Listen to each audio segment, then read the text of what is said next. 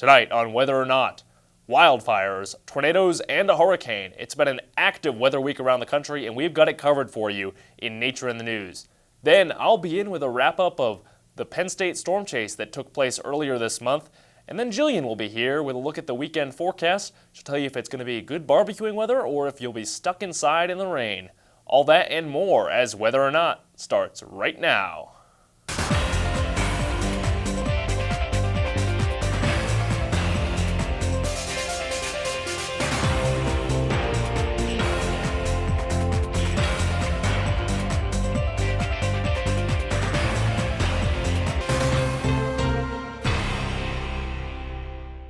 Thank you for joining us on this week's edition of Whether or Not. I'm your host, Brad Gay. And I'm your forecaster, Jillian Bohennick.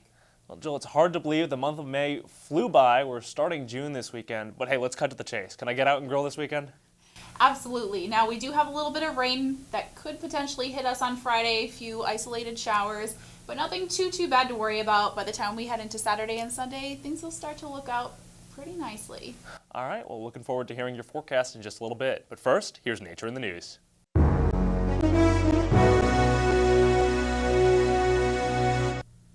Wildfires are not unheard of in the remote areas of Alaska, but those the size of the one this past week are unusual this early in the season. Officials evacuated 1,000 structures on Monday when an immense wildfire known as the Funny River Fire in the Kenai Peninsula spread across nearly 159,000 acres. By morning on that day, only 30% of the fire was contained, but it covered more than 248 square miles. The fire now has spread across more than 180,000 acres or 284 square miles. No property damage was reported until just recently when an outbuilding and 4 small cabins were consumed by flames. Luckily, the cabins were not occupied. Fortunately for the state of Alaska, rain fell on Tuesday, and more of that plus lower temperatures are expected for this weekend. Firefighters say that the Funny River fire was human-induced, but the exact cause is still unknown. 9 people were injured as a result of the tornado that ripped through part of North Dakota on Monday. That twister touched down just 5 miles south of Watford City, and it has just been rated an EF2. According to the National Weather Service, winds in the tornado peaked at 120 miles per hour. 13 trailers where oil workers lived were destroyed, and 2 others were damaged. However, there have been no reports of anyone missing. There had been reports of 3 funnel clouds that touched the ground that evening, but local meteorologists are unsure of whether it was 3 separate tornadoes or just one tornado that touched down 3 times. The Eastern Pacific has had an interesting start to its 2014 hurricane season. After a period of rapid intensification earlier this week, the then Hurricane Amanda quickly became the strongest hurricane on record to occur during the month of May in the Eastern Pacific. By late Sunday morning, its maximum sustained winds hit 155 miles per hour, which pegged it at the higher end of the Category 4 range. Now a tropical storm, Amanda is continuing to weaken. Amanda formed on May 22nd as a tropical depression about 635 miles southwest of Manzanillo. The previous record of the strongest May hurricane in the Eastern Pacific was Adolph in 2001. Hurricane Abel, which was a Category 3 back in 1951, remains the record for May hurricanes in the Atlantic. A wildfire in northern Arizona has been burning since last Tuesday, forcing Slide Rock State Park near Oak Creek Canyon to be shut down for the Memorial Day weekend. The fire continues to burn in the area between Flagstaff and Sedona, but it is now 45% contained. More than 20,000 acres have been burned, and officials say that it has cost $3.5 million so far to fight the fire. Similar to the Alaska wildfire, the cause of this one is still unknown. Over 80 phone calls have been received with tips to help the U.S. Forest Service determine the cause of the flames, but experts say it could take months for a final determination. Fortunately, thus far, no homes have been destroyed. Jillian is now standing by with the upcoming forecast. She's going to tell us how the weekend will look. Thanks, Brad. Now, I know you mentioned barbecuing earlier, and believe it or not, things are going to start looking up this weekend, so barbecue barbecuing might not be such a bad idea.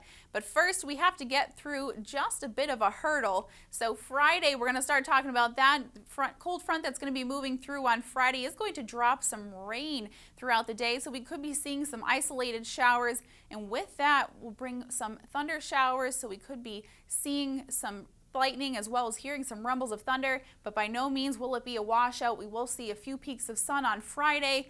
And then as you can see here, we do have a high pressure system that's sitting over the Great Lakes. That's going to gradually move through Friday into Saturday. So Saturday, things will start to dry out rather nicely and temperatures will start to be on the increase as well. More sun is always nice. Can't complain about more sun. And then Sunday, that high pressure system is still lingering and we will see some warmer air from the south start to move into the state of Pennsylvania, which is going to bring those temperatures up by early next week. Now that sun is going to stick around for a while on Sunday, but unfortunately next week we are going to start to see a little bit more of that rain. But first, Friday, high of 75 degrees, right around average for this time of year, so not too bad. We will see those isolated showers again, not a complete washout as we will see a little bit of sun on Friday.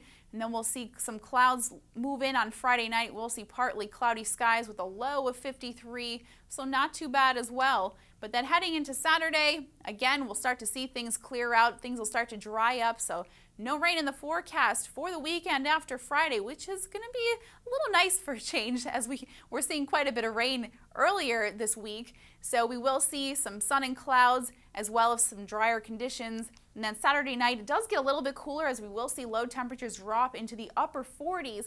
We will start to see a few more lingering clouds on Saturday night. But then Sunday, those clouds will move out just a bit as we will see mostly sunny conditions on Sunday. A few clouds here and there, but nothing too bad. And then 77 degrees will be the high again on Sunday, which again is a right around average. Now early next week, we will start to see temperatures beyond the increase just a bit. But check out the extended forecast later in the show. We will talk about the potential for a little bit of more precipitation. Now, in just a bit, Brad will have a feature story on a recap as to what happened on the Penn State Storm Chase's team trip just a few weeks ago. So stay tuned.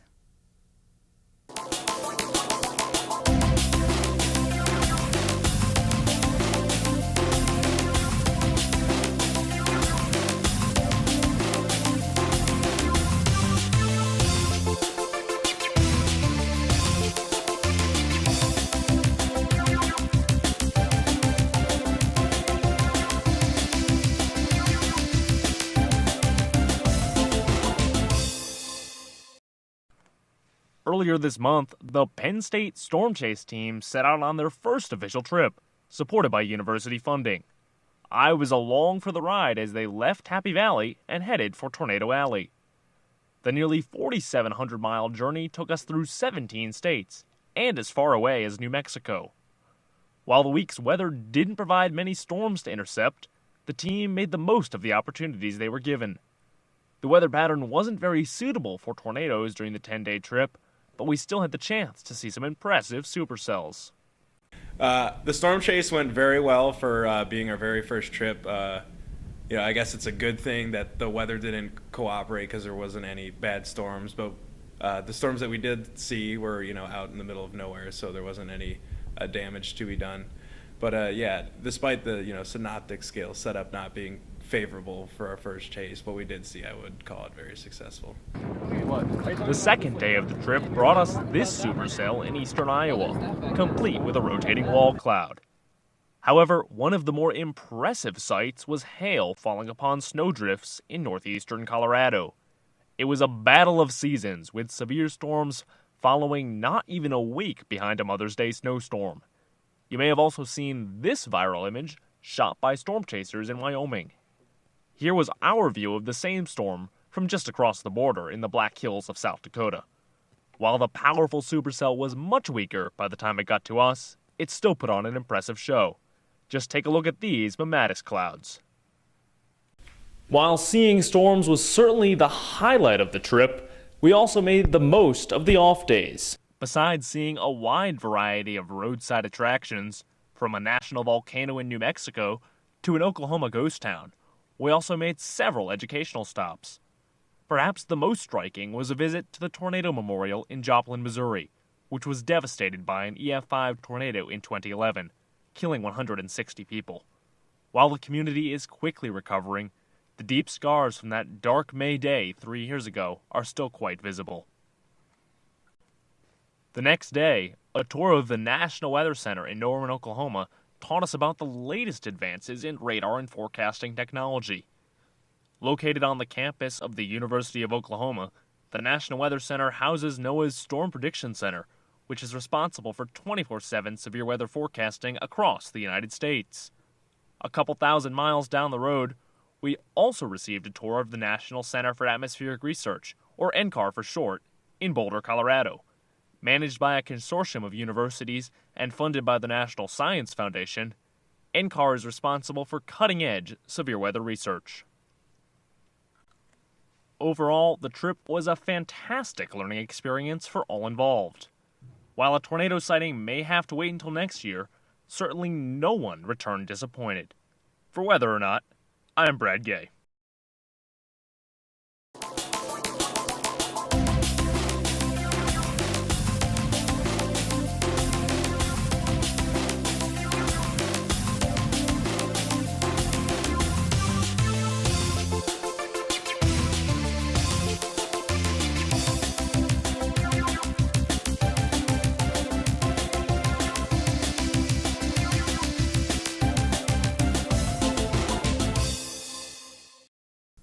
Well, thanks for the great update, Brad. Now, I know the Storm Chase team may not have seen as much severe weather as they would have liked, but it's always a matter of safety first, so it may not have been a bad thing.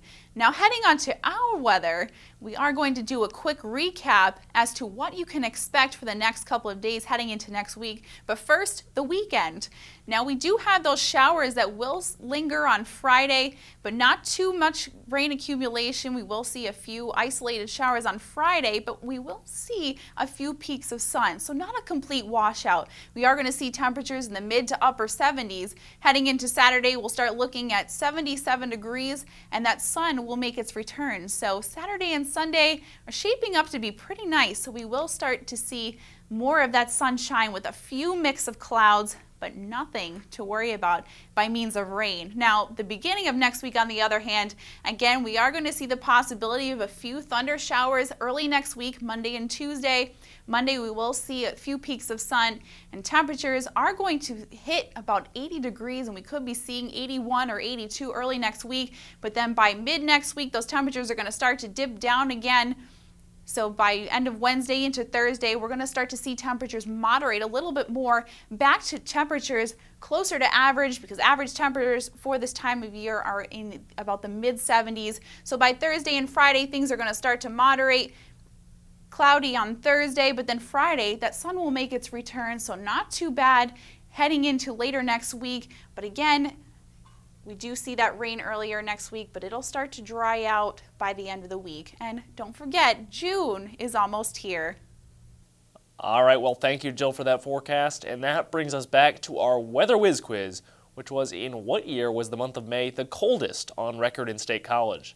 Was it A, 1917, B, 1927, C, 1993, or D, 2008? Well, if you answered A, you were correct. That's right. Back in the year 1917, the average temperature for the month of May was about 51.5 degrees. So that's actually pretty chilly. Now, on the other hand, the warmest month of May on State College records is 1944. So back in that year, the average temperature for May was 66.4 degrees Fahrenheit. So there was about a 15-degree difference, which is pretty impressive. Yeah, and so far this year we've been on about 60 degrees for our average, with just a few more days to go, and that is just above what we usually see, which is an average of 59.1, and certainly no complaints there. That's right. We have been seeing temperatures, low 70s. We've even hit 80 a few days this month, so that actually brings us to a pretty decent average. So absolutely, definitely not something to complain about. Hopefully we'll look forward to more nice weather ahead in June. All right, well, that's going to do it for this edition of Weather or Not. I'm your host, Brad Gay. And I'm your forecaster, Jillian Bohenick. Have a great weekend.